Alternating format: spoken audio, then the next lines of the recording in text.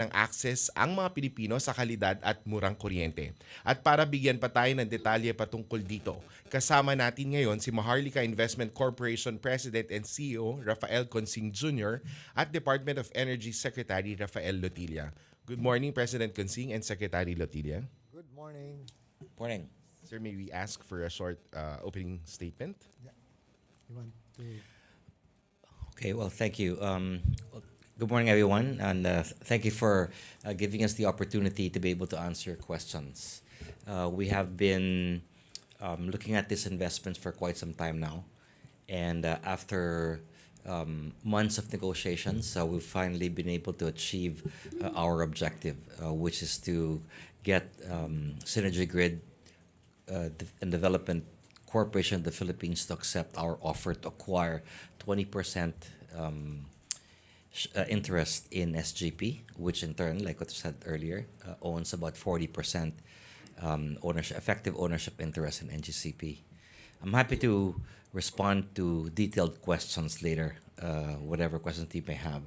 So we're looking forward to this press conference. Thank you. Secretary Lotilla. Well, thank you very much, and thank you, President Consing. So this, I would like to stress that the government investment in the transmission sector is part of the government's medium-term development plan. If you recall, the Philippine Development Plan, which was approved by the President even way before Maharlika Investment Fund was created, looks at government investment in transmission sector as a desirable objective, because then through this we would be able to achieve more reliable and more secure as well as affordable supply of electricity, and that investment has now been realized with Maharlika Investment Fund investing in NGCP through the Synergy Grid of the Philippines. So we look forward to realizing the goals that have been set out by the President for the energy sector. Thank you. Thank you, Secretary Lotilla and President Consing. We're now opening the floors for questions from our media friends. Raquel Bayan, Radyo Pilipinas. Sir, good morning po. Sir, when do we expect na ma-complete po yung acquisition para maging ganap po yung pag-upo natin sa 2 board seats? And after that, sir, sino po kaya from the government side yung kakatawan sa government dun sa 2 board seats sa NGCP? We are hoping to be able to sign the transaction documents within 90 days. And failing that, we have an extension of another 90 days, so a total of 180 days maximum. As to who will represent us, at the moment that's not been decided yet. So we'll defer to the wisdom of the board as to who will be appointed. Thank you. Sir, can we get exact figures? How much did the government shell out for the 20% ng NGCP? And sir, I know it's too early to say, pero regarding lang po sa return of investment, kung how much po kaya yung in-expect natin or yung projected natin na makukuha dito sa shares na to? Sure, thank you. So the total proceeds will be about 19.7 billion pesos, representing 20% of SGP, with an effective price of 15 pesos as an issue price rather, 15 pesos per preferred share. And the preferred share will guarantee us with a 6.5% dividend yield over the first 3 years. Following which, within those 3 years, we would then need to convert, or we've got the option rather to convert to common shares. Failing which, the dividend rate would then rise to 8%. Eden Santos, Net 25. Good morning po, Secretary. Good morning, sir. Tanong ko lang po, bakit po NGCP ang una nating investment? Paano po ito makatutulong para sa pagkakaroon ng mababa at mababang presyo ng kuryente at sapat na supply, matatag na supply ng kuryente. Alam naman po natin na sa panahong ito, tuloy-tuloy po yung pagtaas ng singil sa kuryente. Kung meron mang pagbaba, napakaliit lang na bahagi po. Okay, salamat. So yung unang tanong po muna, bakit po NGCP? So nung una pa po na set up yun, na-establish yung Maharlika at na-appoint po ako, siguro nakita po na lahat ng aming mga interviews na kung saan sinasabi ko ng unang investment po namin ay magiging sa energy sector. Napaka-importante po yan. Energy security sits at the top of our priorities. We believed, and a study in fact has been made by the DOE which points to the conclusion that power precedes progress. And what you want to be able to do is to pursue that through our investment and by being able to support NGCP in rolling out po yung kanilang transmission grid infrastructure. As to the second question, which is paano may bababa ang cost ng kuryente. So kung titignan po nila, yung cost po ng kuryente, marami pong pinanggagalingan yan. No? So yung transmission cost, isa po yan sa mga cost ng nagbubuo ng ating binabayarang kuryente per kilowatt hour.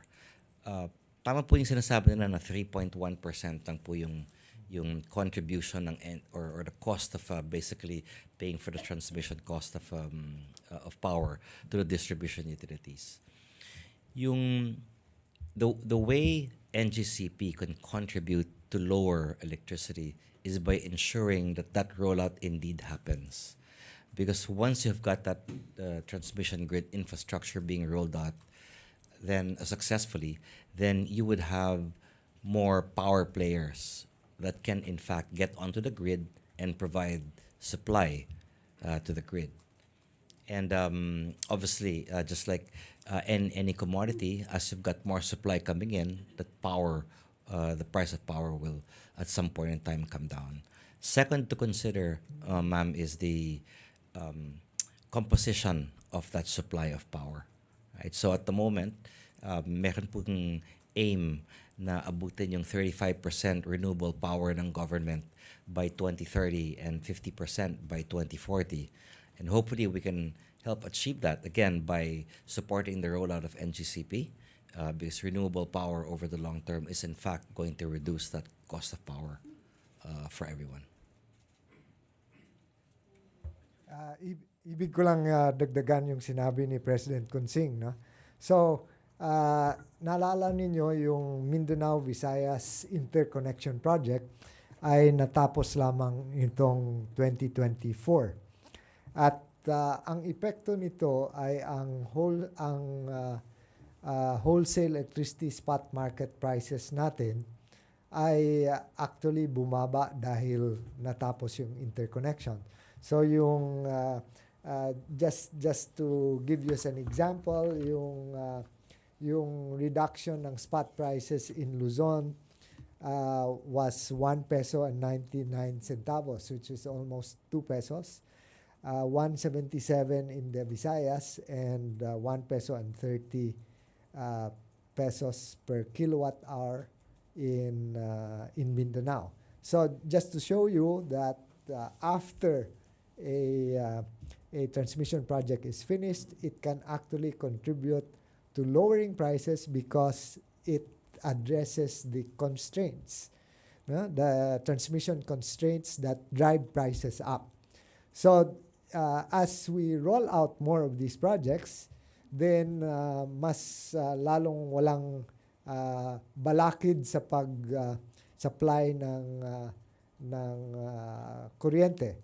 So noon, yung Mindanao na merong 800 megawatts na extra or overcapacity ay ngayon nakapag-export na sa Visayas at Luzon ng 400 megawatts dahil natapos yung proyekto. So yon yung contribution ng transmission sa one example of a direct contribution sa lowering of rates. So sa security of supply, dahil nga yung ating mga generation plants ay kung magpapatayo tayo ng bagong generations plant, titingnan nila yung transmission development plan. Saan ba ang mga linya ng NGCP at kailan ito matatapos? So ay iplano nila yung construction ng kanilang generation plants para magkatugma sa schedule din ng NGCP. Kung hindi ito magkakatugma, nagkakaroon tayo ng stranded power. Hindi nagagamit kahit tapos na yung generation plant. So ang ating ekonomiya cannot afford such wasted power. And that's again a way of increasing the security of supply dahil nga on time yung pagpasok ng bagong generation plants dahil nandyan yung transmission wires, nandyan yung substations of NGCP. So again, nagko-contribute din ito sa reliability and resiliency dahil like nakita natin noon yung sa Panay nagkaroon ng blackout, no?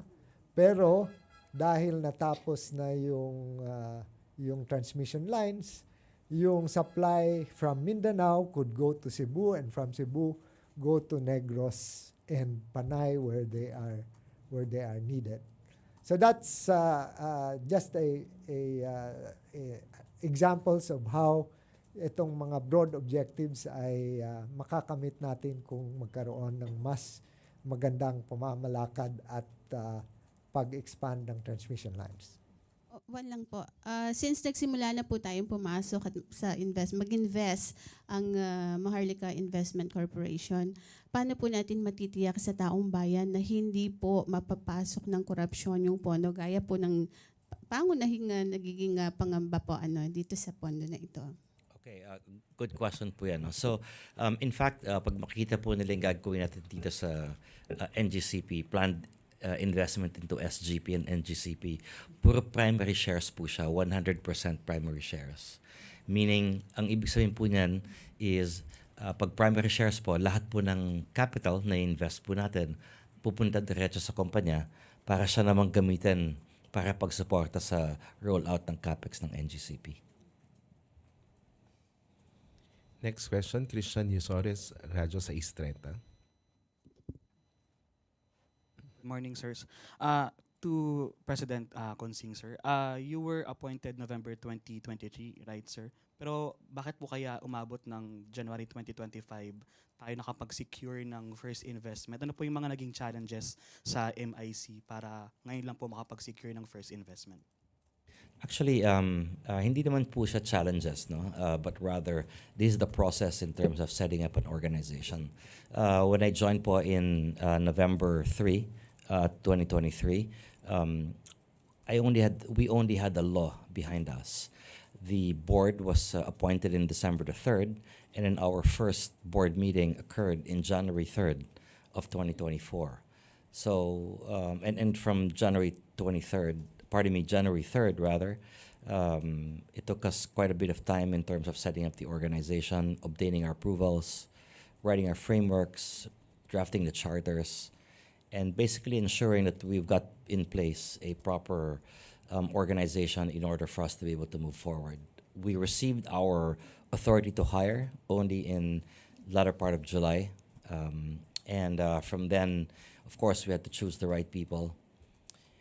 And once we've identified also our investment, it took time for us to undertake due diligence, our preliminary due diligence, for example, in SGP, and other projects that we will announce after SGP. So it takes a bit of time in terms of looking for and executing these investments. So I would not look at this as delayed, but rather it just takes really that much time to undertake investments. One follow-up lang po. Yung dito po sa deal po sa Synergy Grid, Yes. what made them say yes po sa naging offer natin to have 20% stake doon sa NEC? I believe that both parties saw a compelling benefit for having, in fact, the government, new capital coming in to help the rollout, and B, to have in fact someone like Maharlika or an institutional investor to basically work with them in again achieving this rollout plans and vision of HGCP. So I think that makes a lot of sense for both. Last na lang po. So, sir, na-mention nyo na energy security is top priority. After NGCP, may mga nakasusunod na po bang mga other areas of investment na nilook forward po ang Maharlika Investment? Yes, from an energy perspective, no? Yes. So in fact, before you may have seen that we've announced, for example, an MOU with Mindoro and also in Palawan. No? So if you step back, what are we trying to do? So once we identified energy as our top priority, we've then decided to ask ourselves which part of that energy ecosystem in fact requires the most number of investment, the biggest amount of investment, and the highest impact. And that would be in the distribution lines. I don't mean utilities, but rather transmission, whether it's grid, or whether we're speaking of the grid infrastructure, or if we're talking about the secondary transmission grids in the islands. You're all familiar with the term SPUGs, no? The small power utility groups. There are about 34 of them, and roughly about 70% of the subsidy that goes to SPUG, in fact, only goes to two SPUGs. That would be Mindoro and Palawan. So it tells you that there's demand.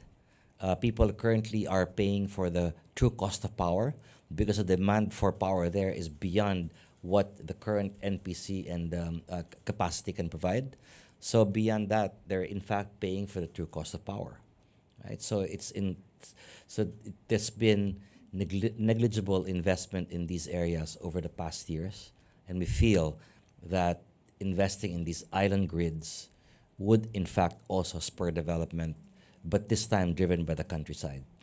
So whether we're talking about national grid or island grids, you see that it's basically the most important part of the entire electricity ecosystem. So don't forget the developmental aspects of the investments of Maharlika as well, because here the islands of Mindoro and Palawan, for example, are among the faster growing economies island economies in the country, and the additional investments that can be made is going to unleash a lot of potential in these islands. I like always to say that the town of Sablayan in Mindoro Occidental is bigger than even the entire province of Cavite. So when we open up when we complete, for example, the backbone, the circumferential backbone for electricity in the entire island, then we will be able to share the capacities throughout the entire island and tap the renewable energy sources, and more importantly, bring down the price of electricity being paid by the people in Mindoro itself, and reduce the subsidy that is being provided and paid for by the consumers in the on-grid areas of the country. So this is where all of these converge. President Consing has more to say about these things. Basically just supporting the point being made by the Secretary. So hence, Mr. Secretary, if I may quote the study, the conclusion of the study that the DOE, the DOE conducted a study before wherein they determined the impact of electrification in the rural areas. And it was determined there that if you provide a poor family from 0 to 8 hours of electricity, it raises their propensity to generate income and expenditure of roughly about 14 to 15%. And if you raise that from 8 to 16 hours, it goes up by about a third. Mm-hmm. And if you raise that to 24 hours of electricity, it in fact rises by about 50%. So it tells you that power precedes progress. And that's what we want to be able to help catalyze and also enable in these particular two SPUG areas. Next question, Pia Gutierrez, ABS-CBN News. President Consing, sir. Sir, you were talking about due diligence. Did we consider before making the investment all the issues being faced by the NGCP right now, especially in Congress, particularly mga allegations of violations of their franchise, and especially with lawmakers even pushing the return of the control of the country's power grid to the government? Yes, so we've undertaken preliminary due diligence following the signing of or the acceptance of our offer. We will then undertake deeper due diligence. But that said, we are aware of all these issues, and we have considered that in our investment decision. I just would like to add briefly that in the country, the Philippines is unique in that it is Congress that grants franchises directly to public utilities. So that's the reason why we in the department are happy that Congress is taking an active role in discussions regarding the franchise not only of NGCP but of other public utilities in the energy sector as well, is because it raises the quality of discussions. And we are able to identify what are the things that we would need to do in order to help delivery on the part of the public utilities of their services to the public. So it's a continuing activity, and I am happy to hear the intelligent discussions that are going on. Questions are raised, but there are answers that are given, and we see this as a continuing healthy process to improve the overall performance of our public utilities, which are businesses affected with public interest. Secretary, do you see this investment as the push needed para maayos na yung mga franchise issues, especially with all the issues in Congress? Well, at the very least, for example, when Maharlika invests, then it will have a view of what's taking place within NGCP and help come up with informed decisions. So balancing the need for projects in order to spur development and the need also to have healthy returns, fair returns for the investor itself. So I think that it is good for government to have a presence there precisely to achieve that balance. Tuesday New, DZBB. Good morning, sirs. To President Consing. Sir, ngayon na may investment po tayo sa NGCP, pakibigyan nyo nga po kami ng picture of what or on how yung MIC ay makakaget hold of the control, not necessarily control siguro, or influence sa operation ng NGCP. Thank you.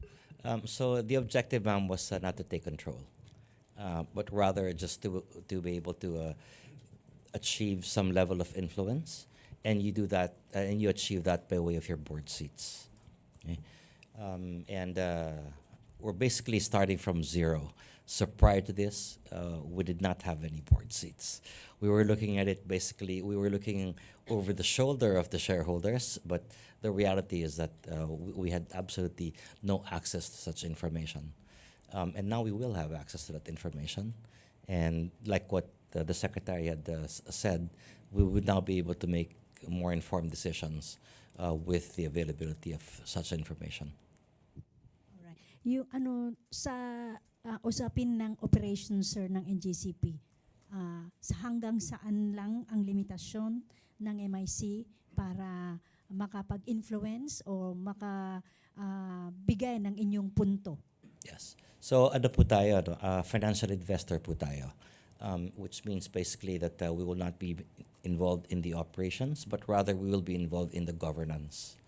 So hence, hopefully we can be invited to some of the more important committees, just so that we can see aspects of the operations greater than just by reading their financial statements. So we look forward to that. Thank you, sir. And on the whole, you will achieve more transparency so that we ourselves, as members of the public who are providing the financing through Maharlika, will have a better view of the operations of the public utility. Sam Medinilla, Business Mirror.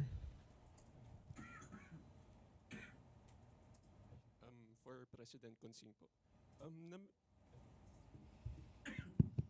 Hello. For President Consing po. Kanina po na-mention po nila na expected natin na earnings from dun sa shares from NGCP is 6% dividend. So magkano po kaya yun in 6.5% cash dividends, no?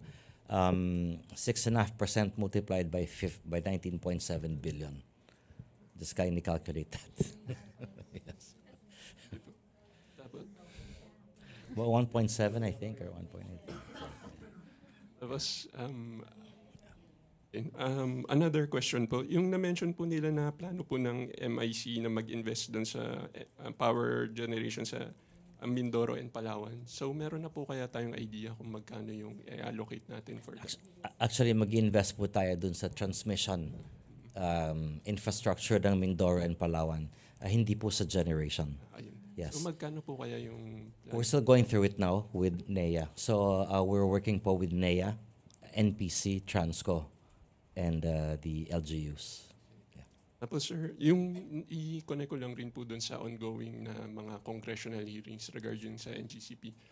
Isa pong concern na na-raise doon yung alleged influence ng ng China doon sa operations.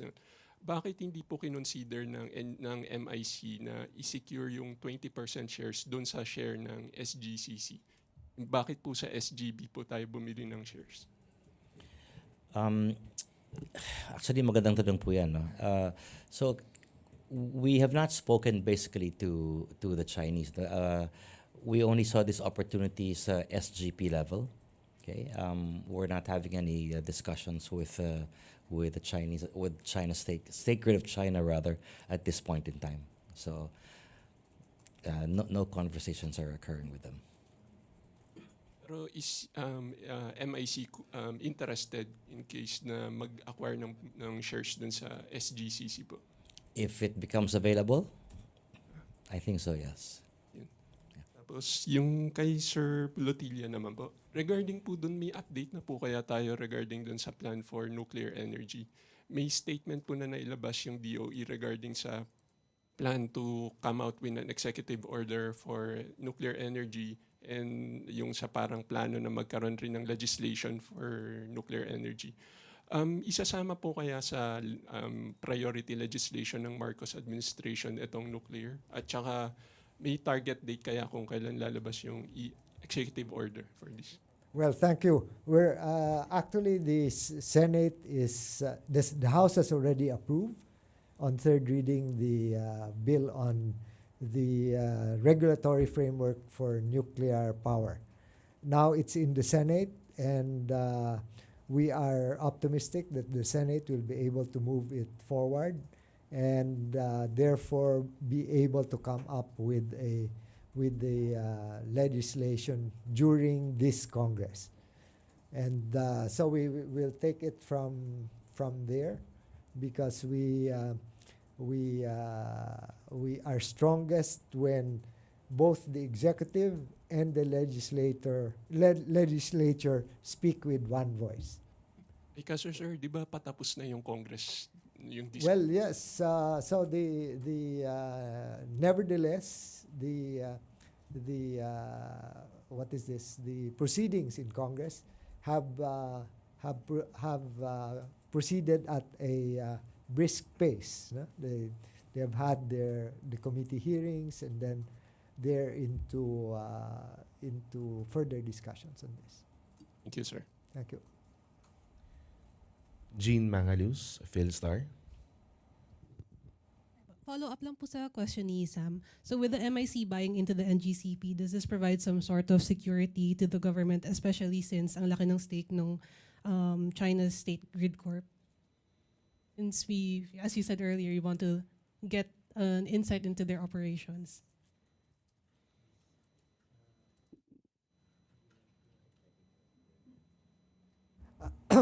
Well, as I've said, there will be greater transparency, at least from the standpoint of government, and it will have a view of what the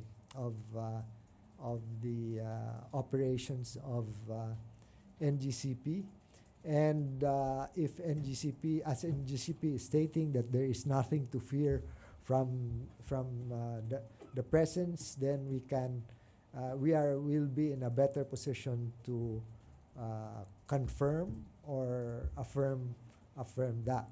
On the other hand, if there are other things that need to be strengthened, for example, the cybersecurity of the transmission lines of the country and the transmission facilities, then we would also be able to government will also be better able to contribute to addressing those issues.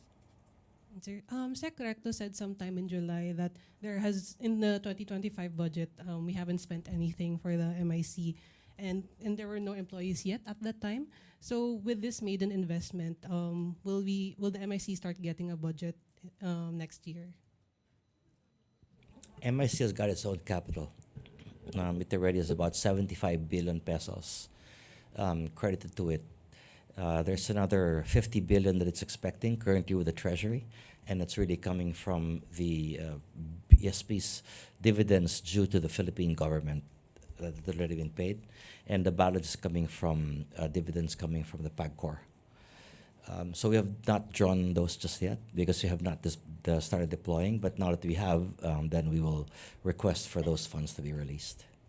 You'll request it from the government. Once we need it, we will have to request for those funds, yes. Last question for me. The IMF recently urged the government to restore the land bank and the DBP's capital. Should the MIC start making money, is there a chance to return this capital?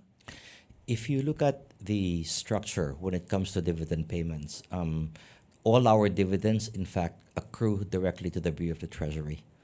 So just like all other GOCCs, our dividends are paid to the government directly. So hence, I don't see any relief coming from us, but rather they should be, if you look at these banks, they're currently under regulatory relief. So therefore, their Tier 1 capital has not in fact suffered because of the fact that they've got a 3 year regulatory reprieve.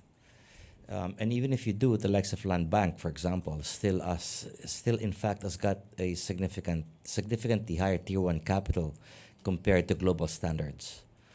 So that should not be a problem. One way by which they can increase their capital would be by reducing the dividends that they pay to the government in order to build up their capital base.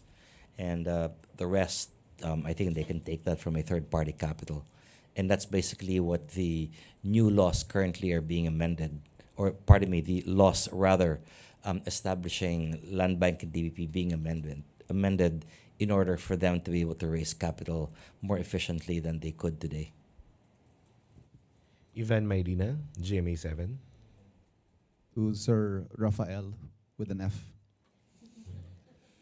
Sir, you were quoted as saying that this investment would safeguard the nation's power supply from external threats and disruptions. Can you elaborate on this? What are these threats and where are they coming from?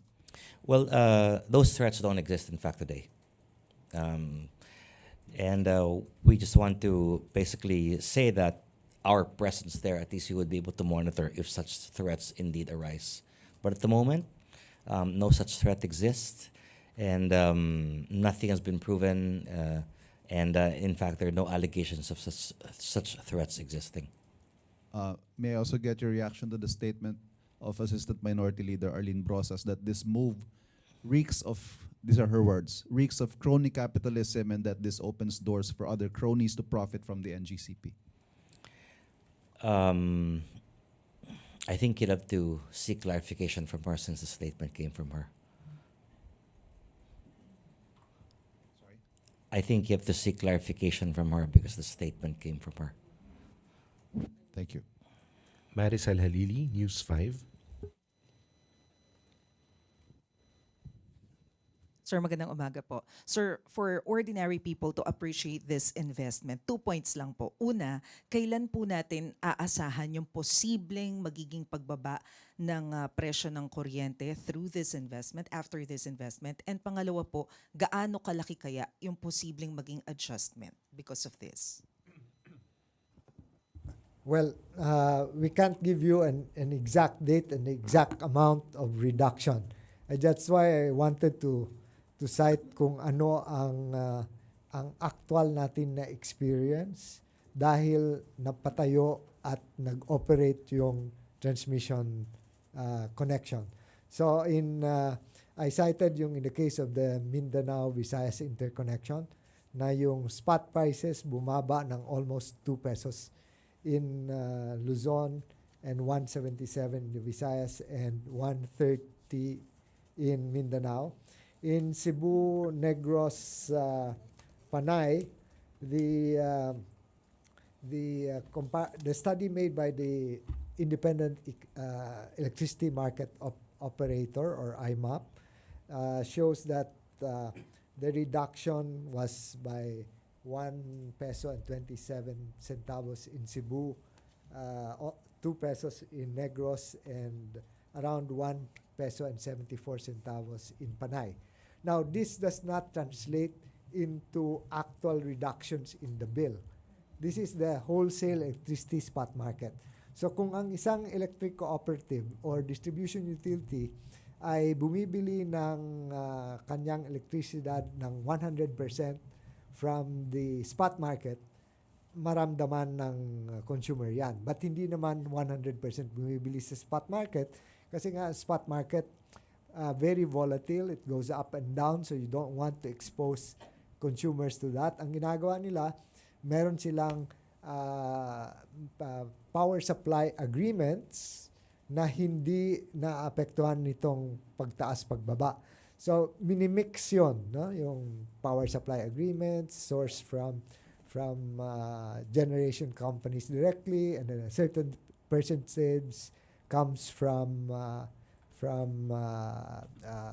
the spot market, and then it gives you the total price for generation. But what that means, however, is that in fact merong reduction na na-experience. It depends on where you are, what are the supply agreements that your distribution utility has entered into, and so on. No? So, but definitely, the spot market prices, for example, for what we call the competitive customers, yung mga customers na malalaking demand, was was around 5 pesos something per kilowatt hour in the more recent days. No? So you compare that with the generation rates that the captive customers, yung mga hindi pwedeng pumili ng kanilang supply, medyo malaki yung difference din. So significant yung epekto nito sa consumers din. Thank you. Evelyn Quiros, Filipino Mirror. Good morning kay President Consing. Bali, na-mention nyo po yung 50 billion from Land Bank, 25 billion from DBP. Yun po ba hawak ng MIC or nasa Bureau of Treasury? Nasa ano po siya, Land Bank and DBP. But what we did at the onset was we appointed the Bureau of the Treasury to be our interim cash manager. Yeah. So what you wanted to do, ma'am, was to basically leave it with DBP and Land Bank so that so as not to adversely impact their liquidity and give them basically about a year so that once we start deploying, then they can release the funds to us. Sir, yung 19.7 billion na investment po sa SGP, dito po nanggaling? Dito po kinuha? Dito po manggagaling. Dito po manggagaling. Yes, ma'am. So aside from this, wala pa po tayong ibang significant transactions sa MIC? This is going to be our inaugural and also our flagship investment. Okay, thank you, sir. follow up ko lang kay Secretary Lotilla. Sir, since congressional franchise po yung NGCP, dati po ba nasa government po ito? Yung predecessor ng NGCP ay Transco. And before that, National Power Corporation or NPC. So fully government owned. But under IPIRA, ang desisyon ng Kongreso ay i-privatize yung operations and management of the transmission grid. So yung assets themselves remain assets owned by the Philippine government, but it's the operation and maintenance that has been transferred to the private concessionaire. So, are you confident or yung observation niyo lang po personal, is it efficient compliant naman po yung NGCP? And darating din po, since kayo po yung DOE Secretary before 2009, pwede po bang ibalik uli sa gobyerno or talagang pang-private na lang po ito? Thank you, sir. Well, in the case of what is this? NGCP, there is a performance audit that is conducted by Energy Regulatory Commission, and the ERC is going to be releasing that report on NGCP's performance. As you know, the NGCP does not recognize the Department of Energy as one of its regulators, but it recognizes that the Energy Regulatory Commission is its regulator, and therefore ERC can come out with the report. Now, at the same time, the Congress, as the one that approves the franchise, as you pointed out, has also the power to compel information to be given to it so that it can accordingly plan for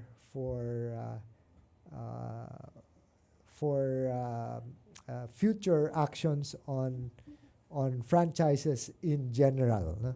And on NGCP in particular. Thank you. Michelle Gilang, All TV.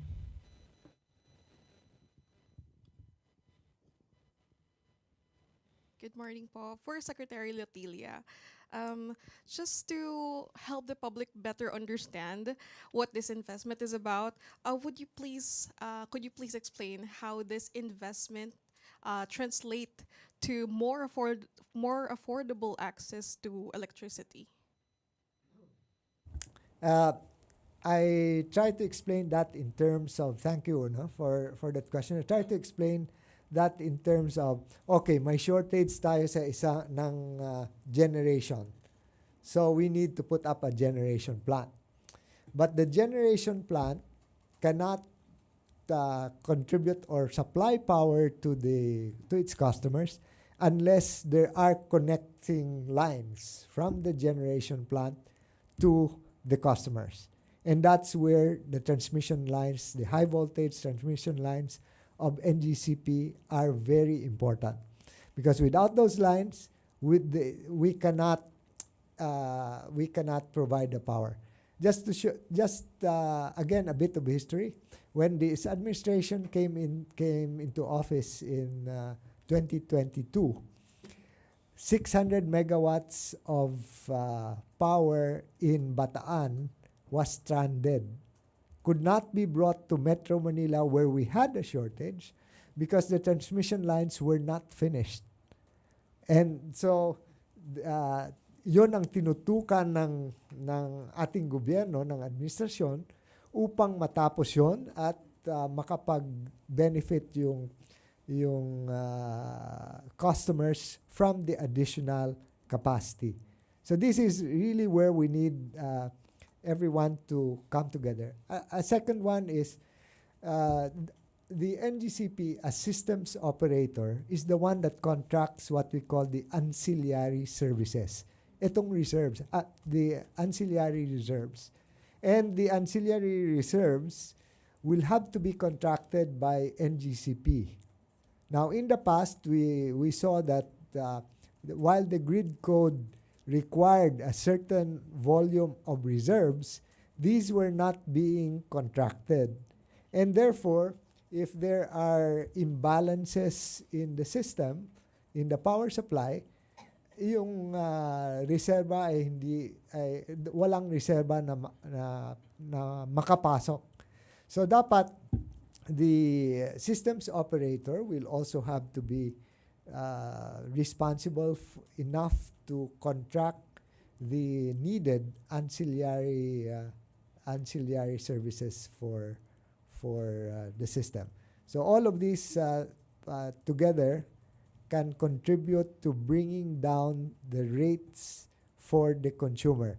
Marami kang supply, yung supply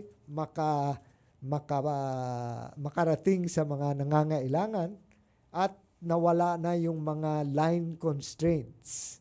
No? Kasi kung may line constraints, ang linya ay maka-accommodate lamang ng a certain volume of power, and the demand is higher, then you're going to have experience higher rates. So all of these taken together would help reduce those. Thank you. Alvin Baltazar, Radyo Pilipinas.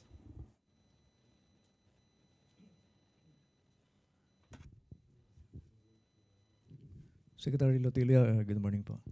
Secretary, kanina nabanggit niyo doon sa nuclear energy, yung development doon. Kung sakasakali bang ma-pursue natin yung paggamit ng nuclear energy sa bansa, magkano yung matitipid sa kuryente ng ordinaryong taong bayan? We cannot say that at this point, but over the life of the nuclear power plant, which has a longer life than the average plants, it will be spread over that period. It will be lower. But this is among the requests I have to President Consing to look into the financing aspect and the financing costs of nuclear power, because the President indicated that that's where we need help. And the financial analysis can very well be undertaken by Maharlika Investment Fund, so that government can have a better sense of the financing costs and the returns as well. Secretary, since natanong ko na yung sa nuclear, any update doon sa sa talks ni President Marcos doon sa US Nuclear Energy Company na nagpaplano na dalhin yung nuclear technology dito sa Pilipinas nung bumisita siya sa US? Well, the President is not focused on one company or only a few companies, but is constantly makes himself available to be informed on what are the developments with the different companies. But at the end of the day, if under the current IPIRA, it's only private sector that can enter the generation space, it's not even the government, then we will have to work with private sector to bring in nuclear power. Thank you, Sec. Eden Santos, Net 25.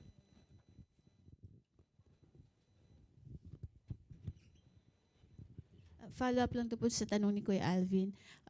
Sa part po ni President Consing, open po ba kayo na mag-invest sa nuclear power po?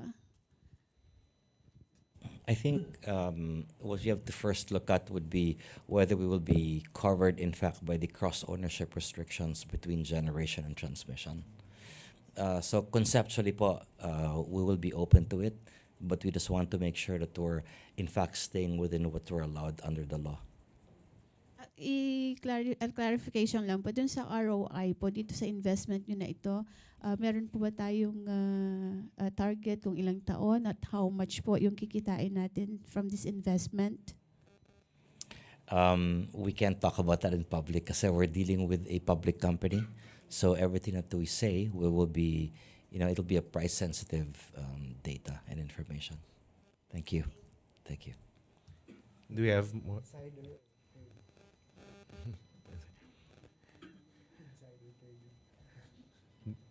Do you have more questions from MPC? That wraps up our press briefing for this morning. Thank you very much to President Consing and Secretary Lotilla. And thank you Malacanang Press Corps. Good afternoon. Good morning. Good morning.